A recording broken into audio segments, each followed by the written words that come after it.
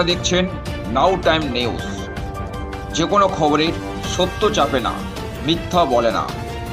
আজ আপনার এলাকার খবর দেখতে থাকুন নাও টাইমস নিউজ চ্যানেলে।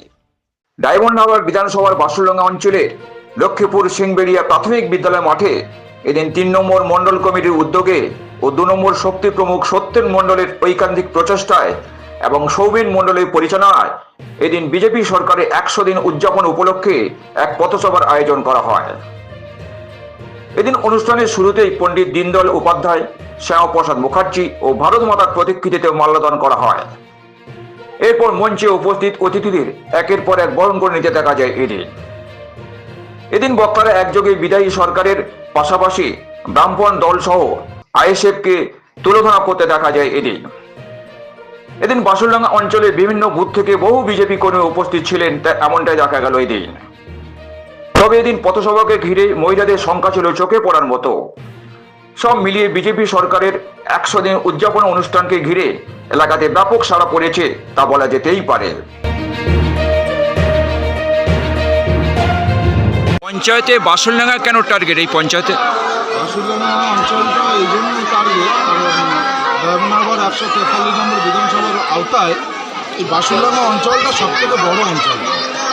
২৮টা বুথ এখানে এই অঞ্চলের মধ্যে পড়ে, তাই এবং সমস্ত বিধানসভায় যত বিধায়ক নির্বাচিত হয় এই বাসুরডাঙ্গা অঞ্চল থেকে হয়।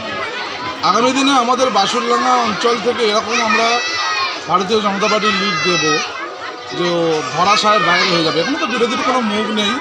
৭৮টা এমএলএ ছিল তৃণমূলের, সে কোথায় ঝড়ে উড়ে গেল। আর সিপিএম তো দূরবীনতে দেখা যায়, আর দেখতেও পায় না। আর আইএসএফের তো একটা বিধায়ক ১০ বছর ধরে খালি বসে যাচ্ছে, দুটো বিধায়ক আর করতে পারলো না।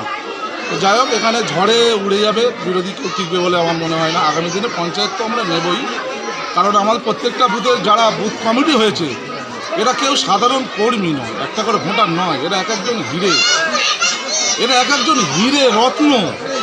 এদের এত পকেট ভোট এবং এত ক্যাপাসিটি মানুষ চাইছে এদের, যে আগামী দিনে হাসতে হাসতে প্রত্যেকটা বুথ আমার অঞ্চলের দেবে, ভারতীয় জনতা পার্টির হাতে পুরস্কার করবে, সেই আশা আমার পুরোপুরি আছে। তো এই অঞ্চলটা তো দেবই ভারতীয় জনতা পার্টির হাতে। আগামী লোকসভা ভোট, বিধানসভা ভোট এই বাসুরডাঙ্গা অঞ্চল থেকে ব্যাপক হারে লিড হবে, যেটা আগামী দিনে কোনো দিন হয়নি। এবার ভারতীয় জনতা পার্টি বুঝতে পারবে বাসুরডাঙ্গা অঞ্চল বলে একটা অঞ্চল আছে পশ্চিমবাংলায়, যে অঞ্চল থেকে লিড আর কি বন্যা বয়ে যাবে। আপনার নাম আর ডেজিনেশন? আমার নাম রিহিত মণ্ডল, আমি ভারতীয় জনতা পার্টির শক্তি কেন্দ্র প্রমুখ।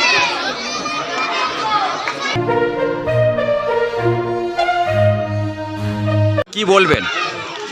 বলতে চাইছি যে আজকে ১০০ দিন পূর্তি উপলক্ষে সরকারের, তো এটাই বলতে চাইছি যে অনেক মানুষ অবগত নেই সরকারের উন্নয়নমূলক প্রকল্প থেকে। তো আজকের সভা মূলত সেই কারণেই যে মানুষকে ভুলভ্রান্তি থেকে মানুষকে দূরে রাখার জন্য, যে সরকার কী উন্নয়নমূলক কাজ করছে, কী সব করা উচিত বা কোনগুলো সরকার ভালো পদক্ষেপ নিচ্ছে সেইগুলো অবগত করার জন্য আজকের এই পদক্ষেপ। তো কি বার্তা দেবেন এখান থেকে? বার্তা এটাই দিতে চাচ্ছি যে বাসুরডাঙ্গা অঞ্চলে বিগত দিনে ১৫,০০০ ভোটের লিড ছিল।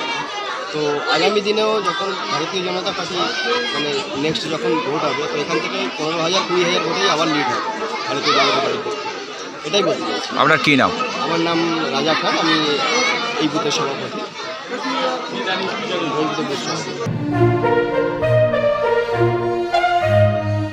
আপনাদের কেন এই পথসভা?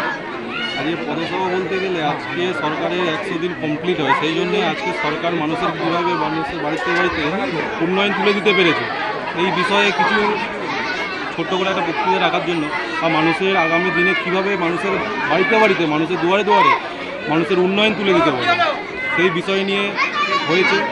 আর আজকের এই যে অনুষ্ঠানটা, এটা শুধু অনুষ্ঠান নয়, এটা একটা মানুষের ভালোবাসা। যদি ভালোবাসা যদি না হতো আজকের এত লোক আমি আজকের আমার মিটিং প্রাঙ্গণ আমি আজকের পেতাম না। আর এই অনুষ্ঠানটা সফলমণ্ডিত করেছে আমার সমস্ত বুথ সভাপতিরা আর কিছু আকাঙ্ক্ষিত বন্ধুরা।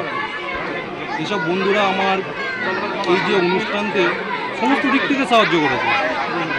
তাই আমি ডায়মন্ডহারবারের সিংবেড়িয়া থেকে ক্যামেরায় সুজিত মণ্ডলের সঙ্গে ভোলানাথ হাদারের রিপোর্ট, নাও টাইম নিউজ।